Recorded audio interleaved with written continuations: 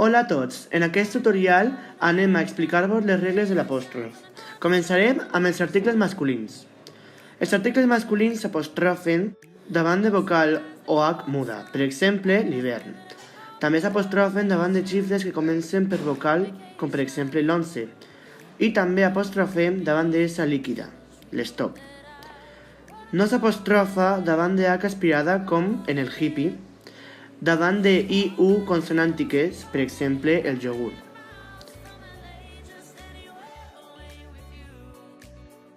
Els articles femenins s'apostrofen davant de A, E, O, precedents o no de H muda, com en l'abella. Davant de I-U o I-U amb H tòniques, per exemple, l'ungla. No s'apostrofen davant de I-U àtones precedides o no de H muda, com per exemple la universitat. Davant de I-U consonàntiques tampoc, com per exemple la yankee. Davant de H aspirada tampoc apostrofem, en el cas de la hippie.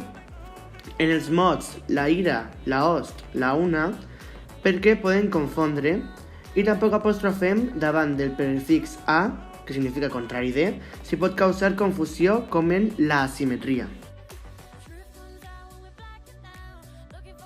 La preposició de s'apostrofa quan està davant de vocal o H muda, com per exemple d'aire. També davant de xifres que comencen per vocal, d'un. La preposició de no s'apostrofa davant de I o U consonàntiques. Un exemple seria de iode. Tampoc davant de H aspirada, de hockey, ni davant del nom de les lletres, com de O. En les paraules amb el prefix a, amb el significat de contrari de, quan pot causar confusió, tampoc. Un exemple seria d'asimetria. Un pronom s'apostrofa davant dels verbs. El pronom em, et, es, el, la, en s'apostrofen, si el verb comença en vocal o H. Un exemple seria m'agrada.